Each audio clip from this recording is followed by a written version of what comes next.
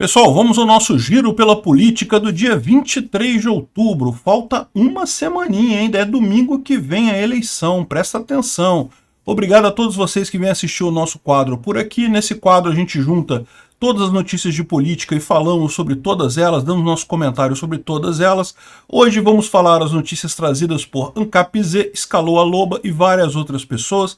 Vamos falar sobre as mudanças nas pesquisas e nas casas de apostas, o direito de resposta do PT que foi dado pelo TSE, a entrevista do Bolsonaro para o Daily Wire e a esquerda prepara para a derrota e terceiro turno e muito mais. Então vamos começar vendo aqui as pesquisas. Não tem nenhuma mudança significativa aqui no nosso agregador é socialista pra caramba, continua dando Lula na frente, mas o fato é que, sem alarde, os institutos de pesquisa estão testando algumas novidades na hora de divulgar os levantamentos, né? Ou seja, a pressão, de certa forma, não foi totalmente descabida. O pessoal está percebendo que tem alguma coisa errada com a credibilidade desses institutos. E, segundo eles estão dizendo, o IPESP e a Quaest viram como grande problema dos números dele a questão da abstenção.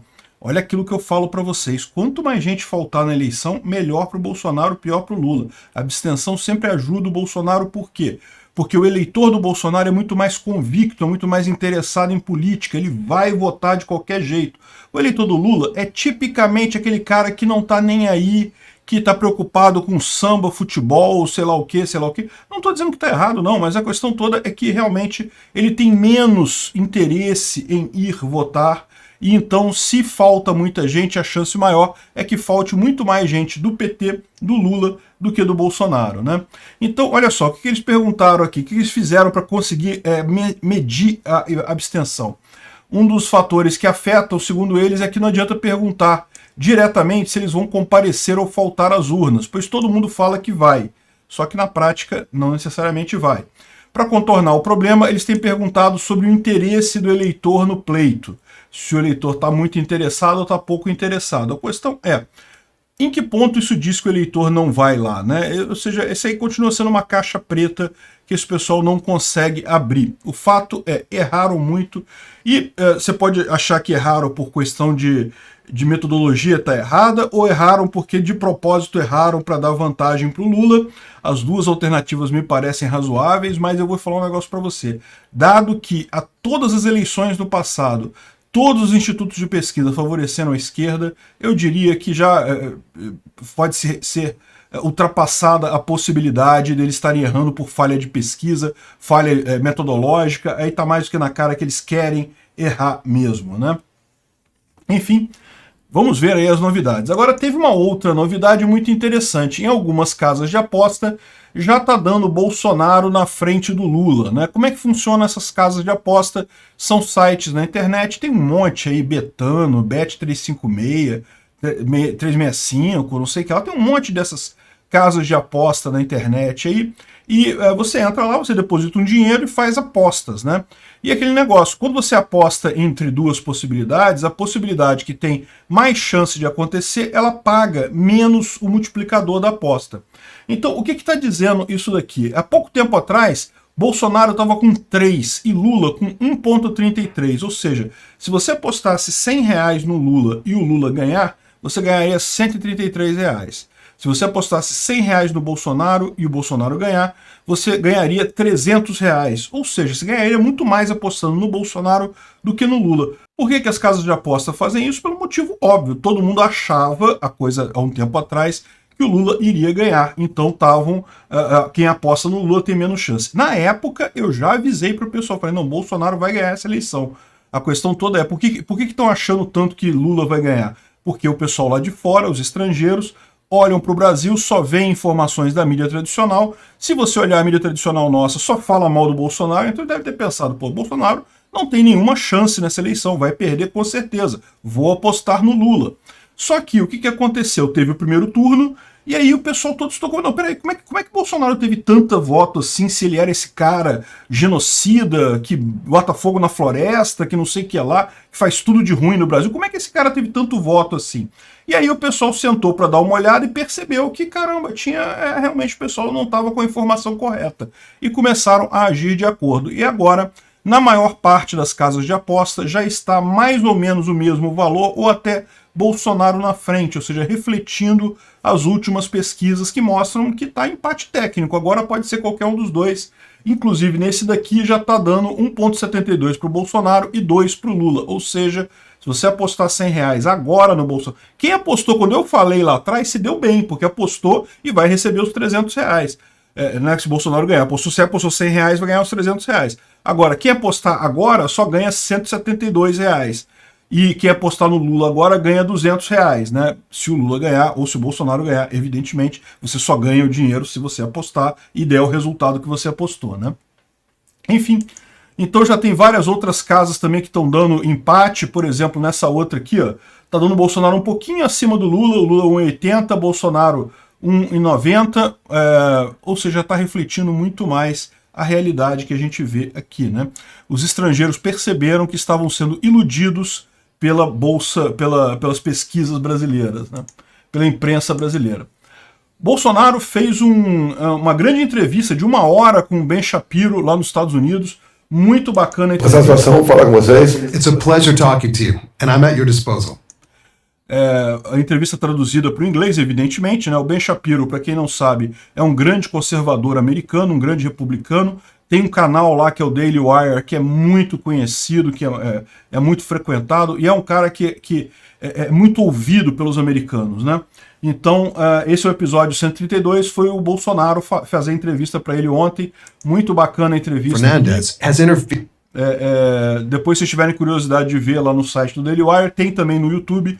Tipicamente no YouTube eles mostram uma parte da entrevista e aí o resto fica só para quem é assinante do Daily Wire, né? E eu achei bacana porque eles começam aqui logo no iniciozinho falando sobre abortion. Was president. More recently, President. Eles fazem todo um retrospecto da história recente brasileira, porque a verdade é que aqui no Brasil a gente sabe tudo o que aconteceu, mas lá nos Estados Unidos a verdade é que o pessoal não presta muita atenção nessas coisas, né? Então ele fala do período militar, dos presidentes que vieram depois do período militar, faz um resumo bem interessante e finalmente falando que é uma disputa de esquerda versus direita aqui no Brasil. O Bolsonaro tinha uma ligação muito forte com o Trump, aliás, eles fazem várias perguntas sobre Trump, Joe Biden, coisa e tal, e que o Lula é a esquerda, né? É a esquerda latino-americana. Muito interessante essa entrevista. Não vai afetar as eleições aqui no Brasil, porque, né, essa entrevista é claramente uma entrevista para o exterior, para os americanos, para os gringos, mas é o tipo de entrevista que faz falta. Por quê? Porque um problema que a gente tem aqui no Brasil é justamente que a mídia tradicional domina a visão que os estrangeiros têm aqui do Brasil, justamente porque tem pouca gente produzindo conteúdo em inglês lá para fora.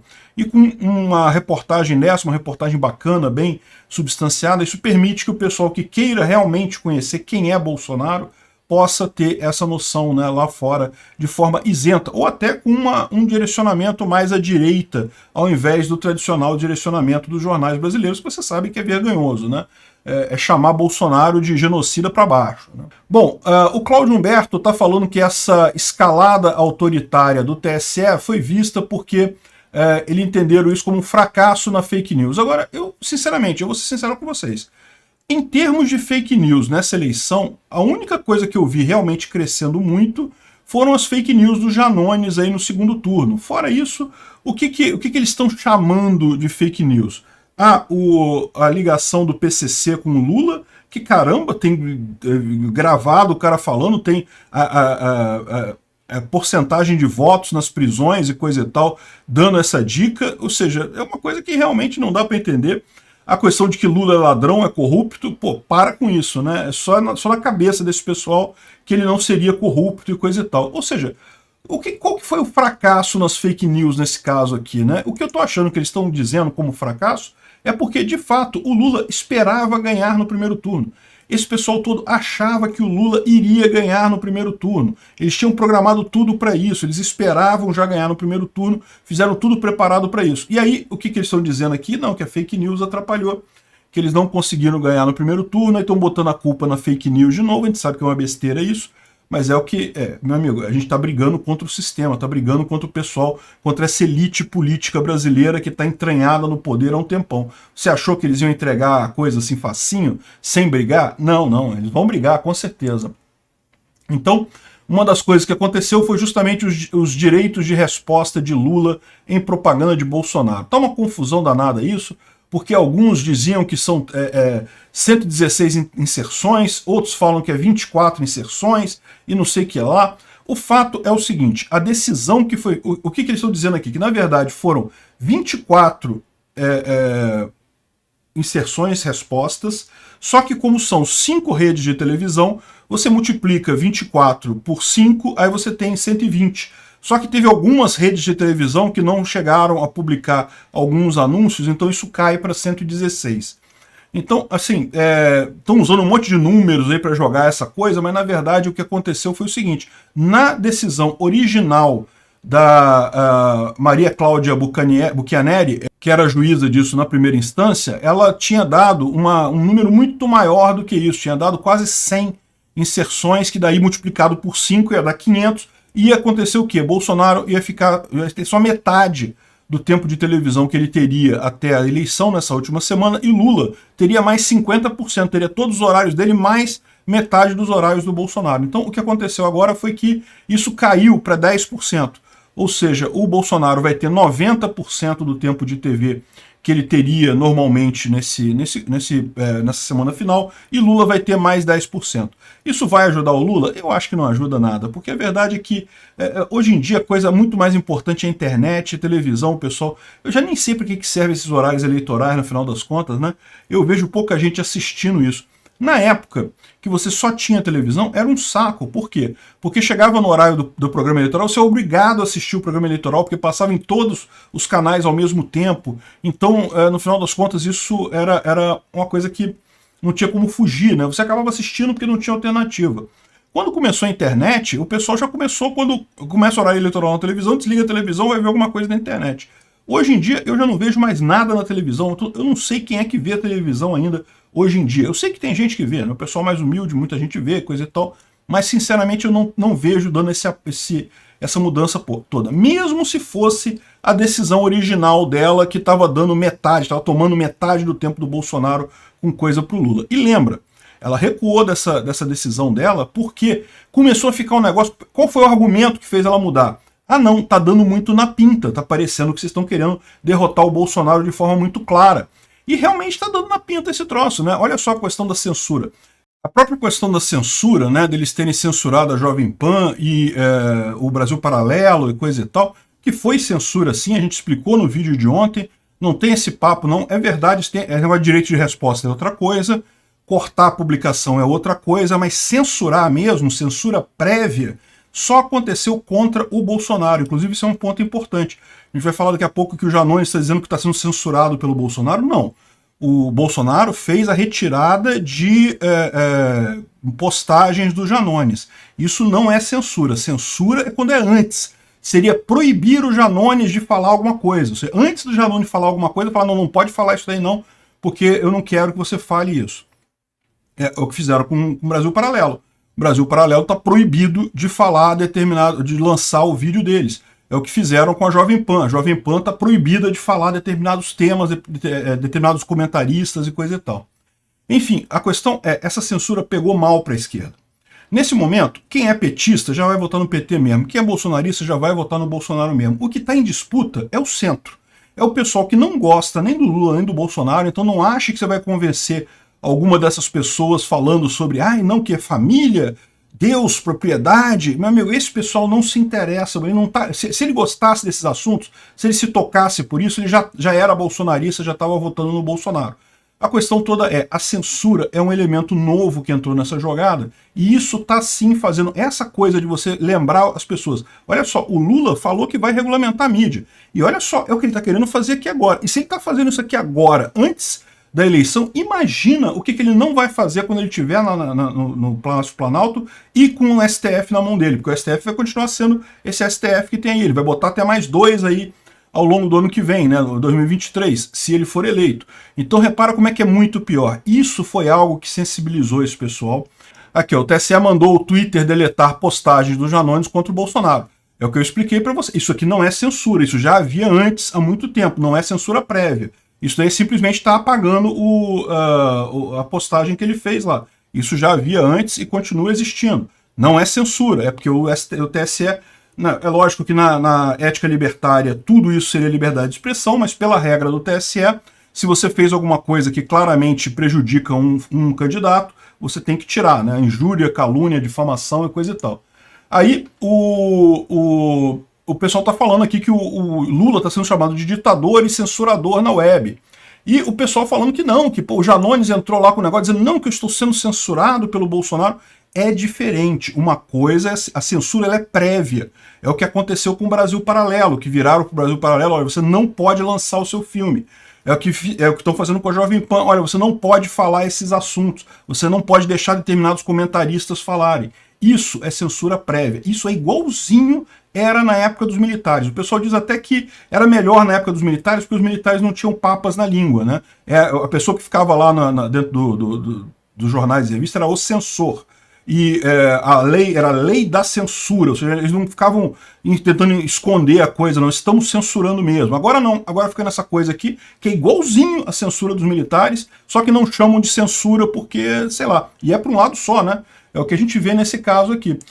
Tá o Janones reclamando de censura, mas lembra, não, o que aconteceu com o Janones foi a retirada dos tópicos lá que ele tinha, que ele estava acusando o Bolsonaro falsamente de ser pedófilo e não sei o que lá e coisa e tal. O TSE usou exatamente aquela resolução nova dele, que ele faz tudo automático e coisa e tal, para tirar a postagem contra Bolsonaro. Por que eles fizeram isso? Foi uma jogada estratégica, né? Para agora tirar a razão de qualquer bolsonarista que critique eles por eles estarem sendo parciais. Não, a primeira vez que foi usada a favor do Bolsonaro.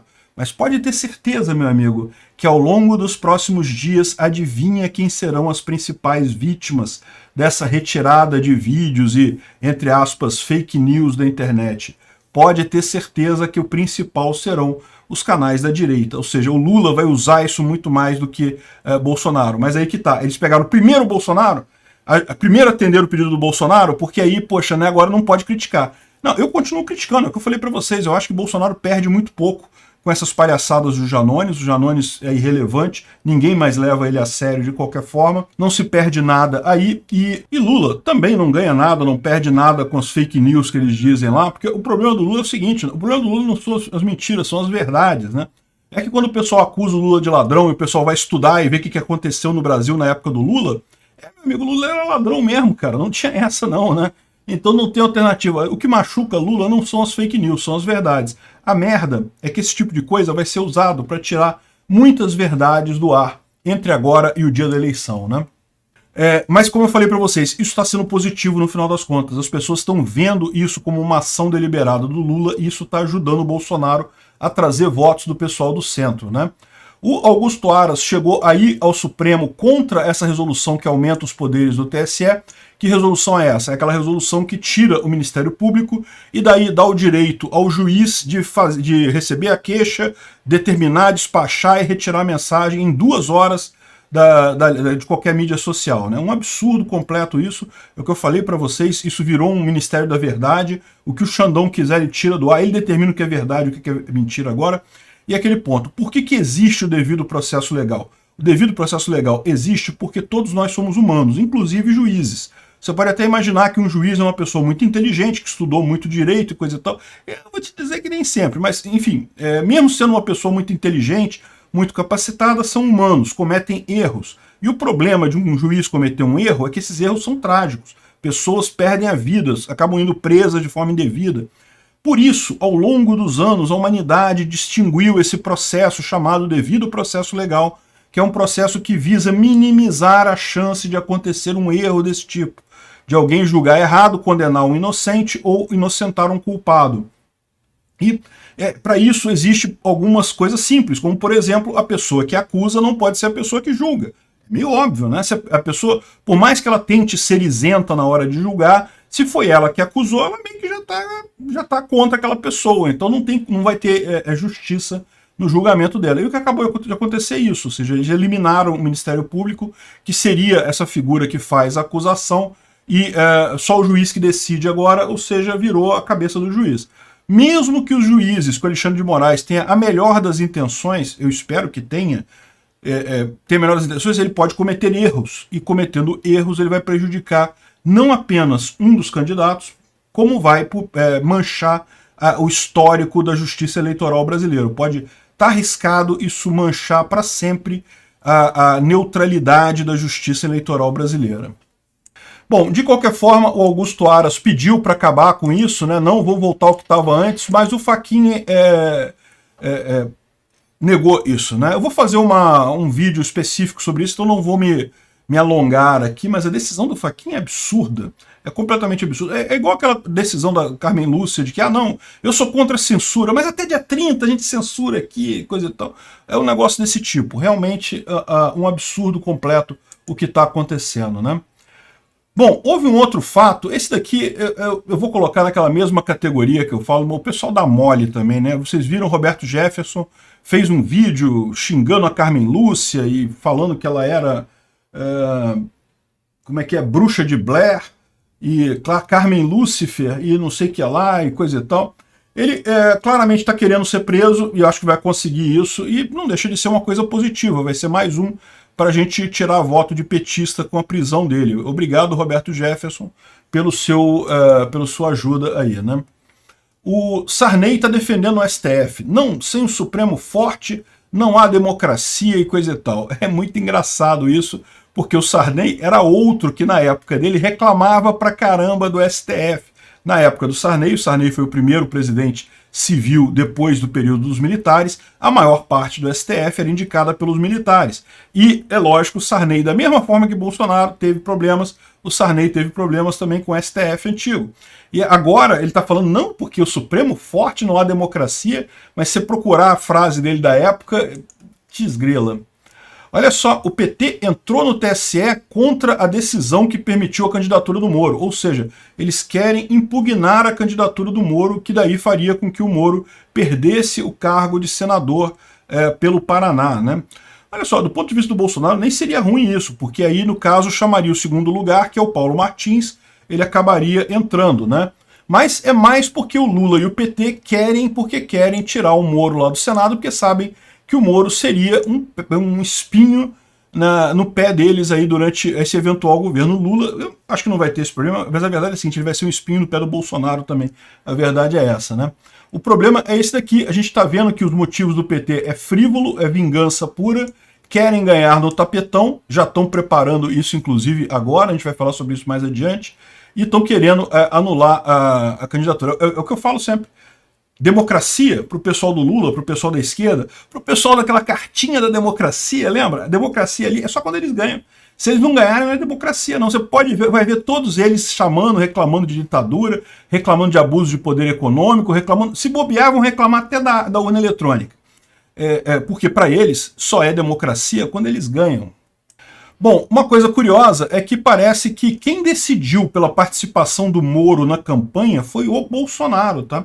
O pessoal que estava no entorno do Bolsonaro, segundo nos diz aqui o Robson Bonin, isso aqui não sei se dá para confiar no cara, né? Porque tá na cara aqui que está acontecendo aqui. O pessoal da esquerda está querendo colocar, de separar Bolsonaro e Moro, fazer brigar Bolsonaro e Moro, né?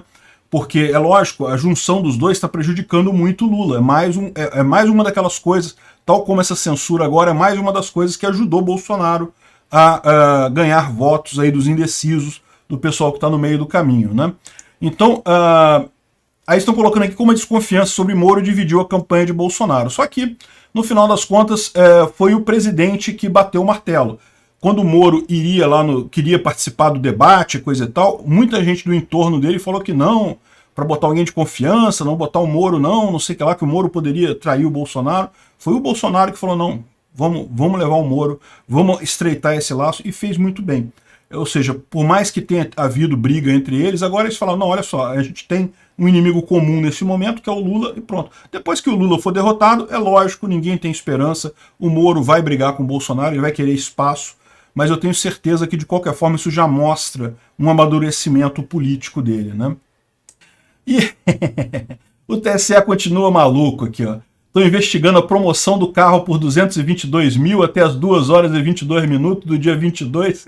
Quem estiver fazendo aniversário de 22 anos não pode, tem que cancelar o aniversário de 22 anos, não pode mais usar o número 22 para nada, né? O dia, não sei como é que não cancelaram o dia de ontem, que era dia 22.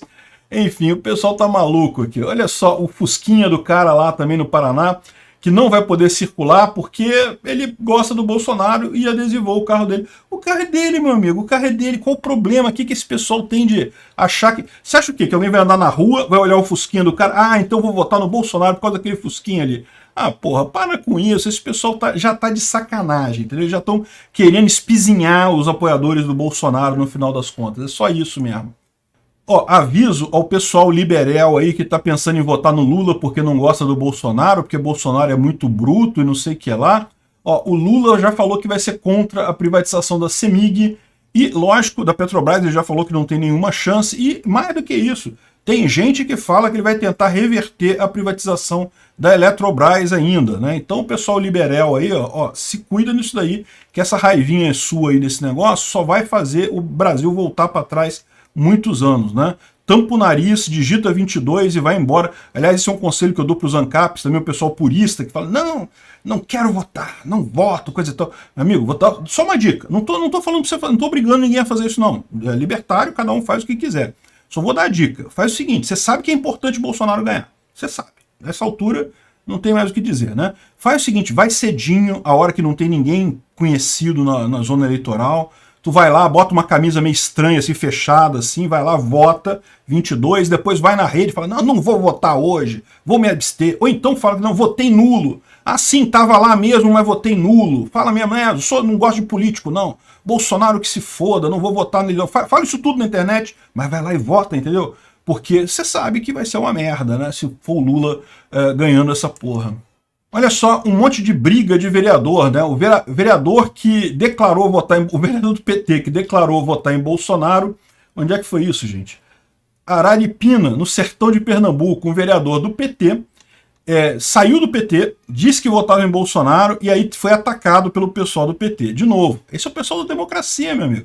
É democracia, mas só se for pro lado deles. Democracia pro outro lado, não pode. Não. Ah, mas o pessoal votou, o pessoal quer, é a vontade do povo. Não interessa, só é democracia se eles ganharem no final das contas. E aqui, ó, teve mais uma briga aqui entre vereadores do PL e do PT em Porto Alegre. Eu acho lindo isso daqui, cara. Eu acho que devia dar uma faquinha para cada um para eles resolverem o negócio. Ó, o cara tava botando aquele negócio da comparação entre o PT e o Bolsonaro que teve o outdoor lá em Porto Alegre, né? Muito bacana aqui, ó, muito bom, muito bem feito. Parece que o pessoal do PT não gostou, ficou chateado. O pessoal tá falando aqui que a campanha de Bolsonaro tá conseguindo dinheiro com facilidade. Isso é uma coisa boa. Bolsonaro também conseguiu bastante dinheiro no primeiro turno, né? Mas no primeiro turno teve muita gente que pode ajudar, porque aquele negócio, né? Eu, você, o pessoal pobre, a gente pode até dar uns 100 reais, mas isso não vai ajudar muito. O pessoal que pode ajudar mesmo, que tem grana para poder ajudar, no primeiro turno ficou ajudando Felipe Dávila, sei lá mais quem, coisa e tal. Assim, umas coisas que não fazem sentido nenhum. Agora não, agora foram ajudar o Bolsonaro mesmo, botaram dinheiro lá. Muito bacana, menos um problema para Bolsonaro, porque o fato é, a campanha é caro mesmo. Eu acho que não tem jeito. Acho um absurdo dinheiro público na campanha, acho que tinha que ser tudo coisa privada, doação privada, sempre falei isso, acho uma besteira essa lei, mas o fato é o seguinte, é caro. Então que bom que o Bolsonaro está recebendo essas doações, né? Por isso que eu falo que a gente não deve culpar os nordestinos pela derrota do Bolsonaro no primeiro turno, por ele não ter ficado na frente do Lula já no primeiro turno, né? Por quê? Fica estranho. Olha só essa mulher aqui, petista da Folha de São Paulo, daquelas petistas histéricas e coisa e tal. Se Tarcísio vencer em São Paulo, catástrofe será culpa do interior do estado.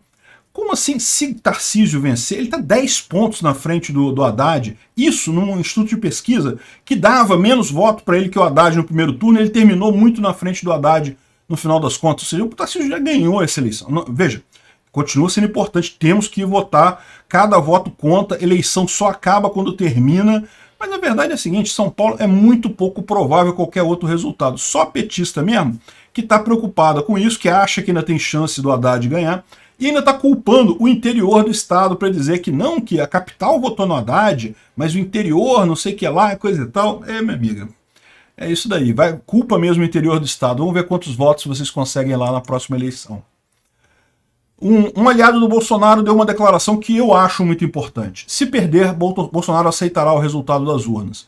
Isso é uma coisa importante, porque essa é uma crítica que fazem ao Bolsonaro, de que ele vai dar golpe, que ele vai chamar Forças Armadas e não sei o que lá. Eu acho que não tem lógica nenhuma isso. Eu não acho que ele vai perder, eu acho que ele vai ganhar. Mas o fato é, isso era usado contra ele para tentar mudar a ideia justamente daquele pessoal que está isento ali. Aquele pessoal que está isento não quer golpe de Estado, não quer nada disso. Por isso, votava no Lula. De repente, algum pode ver, olha só, já que o Bolsonaro está dizendo que vai aceitar o resultado. Na verdade, esse foi sempre o grande problema, né? Sempre pintaram o Bolsonaro como um ditador, autoritário, que não aceita resultado e coisa e tal, quando na verdade não tem muito isso não. O que ele fez de ditatorial no governo dele, no final das contas, né? E, ao contrário, acusaram ele de dizer que não vai aceitar resultado das urnas e coisa e tal, e, no entanto, ele está dizendo aqui, literalmente, que aceitará o resultado das urnas e não tem problema nenhum. Eu acho que isso aqui é a postura que a gente tem que ter também. Eu não creio que o Lula vai ganhar, mas se acontecer do Lula ganhar, eu também não tenho problema nenhum, não vou fazer nada de absurdo. Tem muita gente dizendo que vai fugir do país, vai sair do país, não sei o que lá. O máximo que eu vou fazer é que eu vou cancelar minhas férias. Vocês sabem, eu estou planejando fazer uma viagem no final do ano de férias, mas se o Bolsonaro perder, eu não vou fazer essas férias, porque eu vou precisar de dinheiro. Eu sei que a economia no Brasil vai pro saco, então aí eu vou ficar quieto aqui no meu canto mesmo, guardando dinheiro para me proteger. Mas fora isso, não vou fazer nenhuma loucura, não vou me mudar do país, não vou calar, vou continuar fazendo pressão. Contem comigo para as manifestações anti-Lula, logo em seguida para pedir o impeachment do Lula, já em janeiro do ano que vem. Podem contar comigo para isso, né? Bom, aliados do Lula não veem necessidade de novos acenos na economia. Olha que beleza, isso que eu falo que é como ajudar Bolsonaro desse jeito, né? O Geraldo Alckmin, principalmente, tem falado isso, que ele está com muita dificuldade de falar com os empresários. Por quê? Porque os empresários, ok, conhecem ele, falam com ele, mas a primeira pergunta que fazem é, mas e aí, o que o Lula vai fazer quando chegar na presidência? Qual é o plano? Quem vai ser o ministro da Economia? E aí ele fala que não tem como avisar isso, não tem como saber, e não sei o que lá, e não dá para saber ainda. E aí, meu amigo, como é que você vai apoiar um cara nessa condição, né? Então o Alckmin realmente se meteu numa roubada, nesse negócio de virar vice do Molusco, jogou a carreira política dele na sarjeta a troco de bolota, né? E que bom que o Lula não vê necessidade de novos acenos na economia. Eu ficaria preocupado se o Lula, a essa altura, falasse, não, meu ministro da Economia vai ser X, e a gente vai fazer isso, isso, isso, coisa e tal. Aí eu ficaria preocupado, porque aí ele tem chance de pegar o pessoal do centro. Nesse jeito aqui, falando essas coisas, que não, a gente não precisa e coisa e tal, ótimo, Lula, continua errando por aí. Ótimo isso. O Matheus Leitão tá uma arara, porque diz que até no futebol o Lula tem dado lição em Jair Bolsonaro. Olha só, como Lula é melhor que Jair Bolsonaro até no futebol. Por que isso? Porque ele diz que o Bolsonaro é vira-casaca, que ele torce para um monte de time, coisa e tal, que apesar de se dizer palmeirense, torceu para o Flamengo na final da Copa do Brasil. Meu amigo, olha só, tá perfeitamente lógico isso. Palmeirense gosta de corintiano? Não. Então, para quem que um palmeirense torceria num caso de uma final entre Flamengo e Corinthians? É lógico que torceria para o Flamengo. Mas eu vou dizer mais, até eu que sou vascaíno, que não gosto de flamenguista, eu vou dizer, eu torci para o Flamengo. Por que eu torci para o Flamengo? Só pelo fato do Lula ter falado a favor do Corinthians, lá naquela entrevista lá do Flow Podcast, no dia anterior. Só por isso eu torci excepcionalmente pelo Flamengo. Não contem com isso, viu, flamenguista? Dei a sorte da minha torcida para vocês, mas foi só dessa vez. Mas, de qualquer forma, olha só, é uma besteira. Não porque o Bolsonaro fica mudando casaca, porque disse que é botafoguense no Rio, não sei o que lá. Para com isso, porra. Para de encher o saco. É o tipo da gente que não entende de futebol, que é a coisa mais óbvia do mundo que um palmeirense torceria contra o Corinthians, porra. Só quem não entende de futebol que vai falar, não, tá mudando de casaca e não sei o que lá. Eu te falar um negócio, esse pessoal tá com o cérebro já derretido por conta dessa eleição, né? Olha só, líder caminhoneiro nega apelo por folga para voto no segundo turno. Absurdo! Adivinha, se esse líder caminhoneiro é aquele líder caminhoneiro que é a favor do Lula, que é contra Bolsonaro. Aqui, ó, não vai vingar nem driblar a frustração da categoria. Não vai ter isso. Cara, mas está tendo isso mesmo, tá? Já tem muita empresa que emprega caminhoneiro que está se comprometendo a dar folga no final de semana para o caminhoneiro poder ir votar. Porque Porque o caminhoneiro tem esse problema, né? Como ele trabalha geralmente praticamente o tempo todo, né? Tá sempre entre uma viagem e outra. Chega no final de semana da eleição, ele está num lugar que não é a zona eleitoral dele, onde ele pode votar. Então, no final das contas, ele também não consegue fazer aquele negócio de voto em trânsito, porque para fazer o voto em trânsito você tem que dizer em que cidade você vai estar no dia da eleição. E justamente o problema que eles têm é que eles não sabem onde é que eles vão estar no dia da eleição. Então, existe um movimento de caminhoneiros, de empresas de carga, para dar folga durante o domingo do dia da eleição, para os caminhoneiros estarem em casa, estarem no local onde eles votam, para eles poderem votar no Bolsonaro. Sim, existe, é muito forte. A prova disso é que o líder caminhoneiro esquerdista lulista está super chateado com esse tipo de coisa. Olha só, tem 8 milhões de caminhoneiros no Brasil. Se a gente conseguir trazer metade desses votos no Bolsonaro, eu tenho certeza que a maior parte, 90% vota em Bolsonaro. Mas se a gente conseguir fazer metade ter folga no dia para votar no Bolsonaro, já vai ser uma ajuda enorme a Bolsonaro aqui no Brasil, né? Acho que apoio amplamente isso daí. Se você tem uma empresa de transporte, se você usa caminhoneiro, lembre-se disso. Pergunte para o seu caminhoneiro onde é que ele vota. Dá um jeito de fazer o trajeto dele para ele estar no dia da eleição na cidade em que ele vota. Ou da folga, né?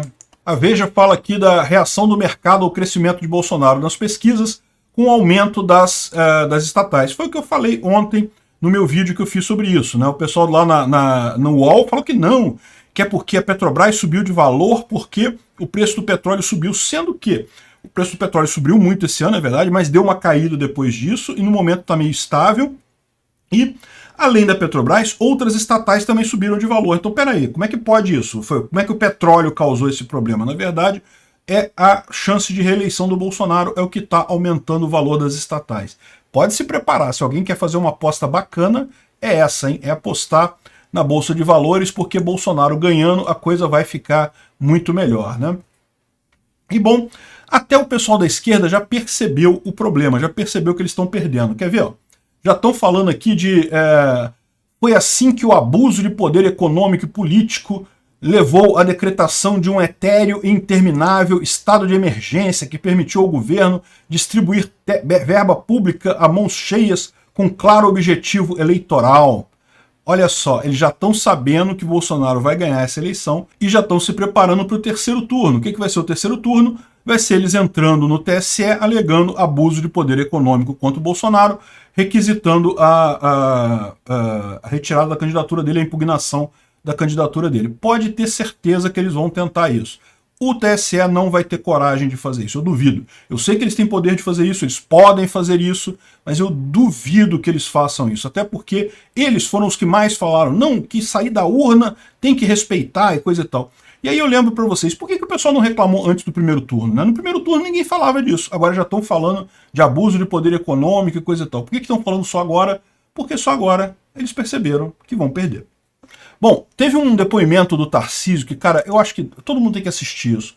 É muito legal esse depoimento. Eu vou tocar para vocês aqui, são poucos minutinhos, presta atenção no que o Tarcísio fala quando ele teve no Flow Podcast. Ele teve ontem no Flow Podcast, foi muito bacana a entrevista dele, chegou a dar 80 mil pessoas assistindo. A gente perde um pouco a noção das coisas, né? Porque você fala assim, caramba, 80 mil foi muito pouco, né? Bolsonaro tinha 1.800.000 e coisa e tal. Mas, cara, 80 mil pessoas simultâneas numa live é gente pra caramba. É muito difícil você botar 80 mil pessoas numa live, né? E o Tarcísio botou lá no Flow, foi uma live excelente, falou muito bem e coisa e tal. Enfim, essas lives aí do Bolsonaro realmente faz a gente perder a noção das coisas, né? Eu, quando faço live minha, botar 16 mil pessoas, 10 mil pessoas, já é uma festa, já. Enfim, vamos ouvir o que ele falou aqui. Já reparou que todo ministro do presidente é bem ligado a ele? Já reparei. Isso não chama atenção, não? Chama. Chama atenção, né? Chama. Você quer ver um negócio bacana? Jorge Seife, senador por Santa Catarina. Quem era Jorge Seife? Sei lá. Um ilustre desconhecido que ganhou uma oportunidade, foi um brilhante secretário da Pesca e hoje é senador.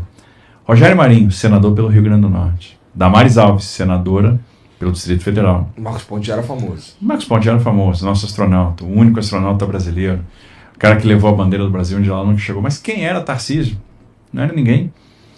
está no segundo turno do estado de São Paulo e teve quase 10 milhões de votos no primeiro turno. Tereza Cristina, senadora pelo Mato Grosso do Sul. Quantos vitoriosos nas urnas nós tivemos? Sabe, uma coisa interessante aí, para a gente parar para pensar também. Você tem um presidente que criou lideranças. Um presidente que sempre atribuiu o sucesso aos outros, aos membros da equipe.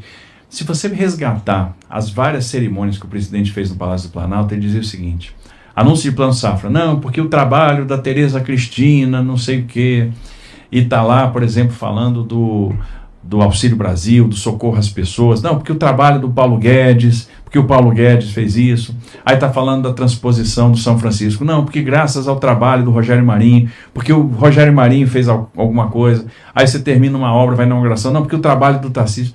Ele sempre atribuiu o sucesso aos outros. Ele sempre atribuiu o crédito à equipe. É como se ele não tivesse feito nada, porque ele dizia, isso aqui deu certo porque o Tarcísio fez isso. Ele nunca teve medo de atribuir o crédito. E aí, ele formou lideranças. E aí eu vou fazer uma comparação. Quem que o Lula formou nesses 40 anos? A esquerda está há 40 anos discutindo o Lula. Não tem mais nada. Não formou ninguém. Ao contrário, asfixiou Heloísa Helena, asfixiou Marina Silva, asfixiou Ciro Gomes, não deixou ninguém florescer, ninguém aparecer, é só ele. É para se pensar mesmo, né? Impressionante essa característica do Bolsonaro, realmente. Bom, e uma última observação aqui, é só uma observação mesmo, saiu um artigo aqui no Gazeta do Povo que me faz pensar que esses jornalistas brasileiros andam assistindo muito Ancapsul, porque o que ele fala aqui é o que fez a direita brasileira perder a vergonha de se manifestar é aquilo que eu falo já há muito tempo. Aqui no Brasil, sempre teve muita gente conservadora, muita gente de direita, só que eu, inclusive, sempre fui na minha vida toda de direita. Era minarquista no início, né, depois que eu me descobri anarcocapitalista, mas sempre fui a favor de um Estado mínimo, sempre fui contra o socialismo, o progressivismo. E aí o que acontece? Eu, antes da era da informação descentralizada e distribuída, eu achava que eu era exceção. Por quê? Porque você não vê as pessoas comentarem sobre isso, né? Não tem um grupo que você possa falar sobre isso. Nos lugares que você vai, você vê a televisão, e a televisão sempre botando a imagem de socialismo, progressivismo e coisa e tal. E com isso, a sociedade brasileira funcionava assim. Todo mundo, ou pelo menos uma grande parte da sociedade, era de direita, era conservadora, mas se achava a minoria, se achava um caso isolado, sendo que a maioria das pessoas era de esquerda por causa da televisão. A internet quebrou isso. As pessoas começaram a conversar entre si, e daí descobriram que existem enormes quantidades de pessoas conservadoras, existem enormes quantidades de libertários, de anarcocapitalistas por aí, e aí a pessoa perde a vergonha de ser de direita, perde a vergonha de ser libertário, perde a vergonha de ser ANCAP. Isso deixa de ser um tabu, porque ela percebe que tem um monte de gente pensando como ela, né? Então, muito bacana a reportagem aqui da Gazeta do Povo, muito legal mesmo. É basicamente isso que ele fala, que ele acrescenta mais algumas coisas também, mas essa é a ideia, né? Que ele fala também sobre Olavo de Carvalho, e é verdade, Olavo de Carvalho foi uma voz que durante anos bateu nessa tecla, né, da direita versus esquerda, que no Brasil só tinha esquerda e coisa e tal. Mas é aquele negócio, durante todos esses anos de Olavo de Carvalho, ele sempre foi uma voz, foi importante, porque as pessoas continuaram discutindo o assunto, mas o que mudou mesmo foi a informação descentralizada e distribuída. Isso que fez toda a diferença, foi a internet, foi o pessoal discutir política na internet. E essa mudança é uma mudança que veio para ficar. Não interessa quem vai ganhar a próxima eleição, quem vai ganhar a seguinte, quem vai ganhar a outra. As pessoas discutirem política na internet vai continuar acontecendo sempre. Nunca mais a esquerda vai ter a força que ela tinha antes. Pode até, eventualmente, em alguma eleição voltar ao poder. Não acho que volte nessa, mas pode ser que na próxima ou na outra eles acabem voltando. De qualquer forma, a mudança veio para ficar. Se chegou até aqui e gostou do vídeo, por favor, deixe o seu like no BitChute, clique no foguinho do Odyssey ou no símbolo de mais do Rumble, ou no indicador de aprovação que estiver disponível. Não deixe de se inscrever para aumentar a relevância do nosso canal. Tem um botão para isso em algum lugar por aí. Toda plataforma tem. Com mais relevância, mais pessoas terão acesso às ideias que não podemos falar livremente devido à censura da mídia. Ajude o livre mercado de ideias e a liberdade de expressão. Veja mais informações no site opinionfreemarket.com.